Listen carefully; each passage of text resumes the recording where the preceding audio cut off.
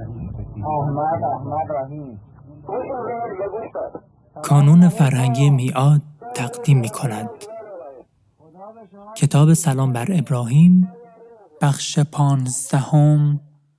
حوزه حاج آقا مجتهدی. سالهای آخر قبل از انقلاب بود. ابراهیم به جز رفتن به بازار مشغول فعالیت دیگری بود. تقریباً کسی از آن خبر نداشت.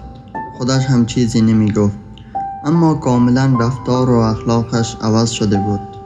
ابراهیم خیلی معنوی تر شده بود. صبحها یک پلاستیک مشکی دستش می گرفت و به سمت بازار می رفت. چند جلد کتاب داخل آن بود. یک روز با موتور از سر خیابان رد می شدم. ابراهیم را دیدم. پرسیدم: داش ابراهیم کجا میری؟ گفت میرم بازار.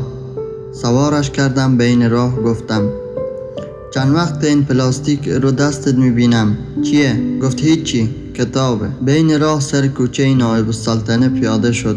خداحافظی کرد و رفت. تعجب کردم محل کار ابراهیم اینجا نبود. پس کجا رفت؟ با کنجکاوی به دنبالش آمدم تا اینکه رفت داخل یک مسجد. من هم دنبالش رفتم. بعد در کنار تعداد جوان نشست و کتابش را باز کرد. فهمیدم درست حوزوی میخوانه.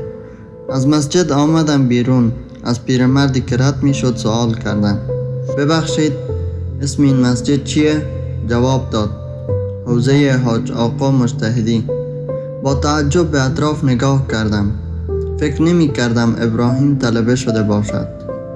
آنجا روی دیوار حدیثی از پیامبر صلی الله علیه و آله نوشته شده بود: آسمان ها و زمین و فرشتگان شب و روز برای 3 دسته طلب آمرزش می کنند: علما، کسانی که به دنبال علم هستند، و انسان‌های با سخاوت. شب وقتی از زورخانه بیرون می رفتم گفتم: داش ابراهیم حوزه میری و به ما چیزی نمیگی؟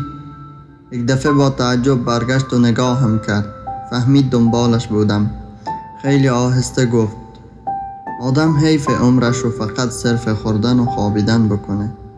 من طلبه رسمی نیستم. همینطوری برای استفاده میرم. عصرها هم میرم بازار، ولی فعلا به کسی حرفی نزن. تا زمان پیروزی انقلاب روال کاری ابراهیم به این صورت بود. پس از پیروزی انقلاب آنقدر مشغولیت های ابراهیم زیاد شد که دیگر به کارهای قبلی نمی رسید.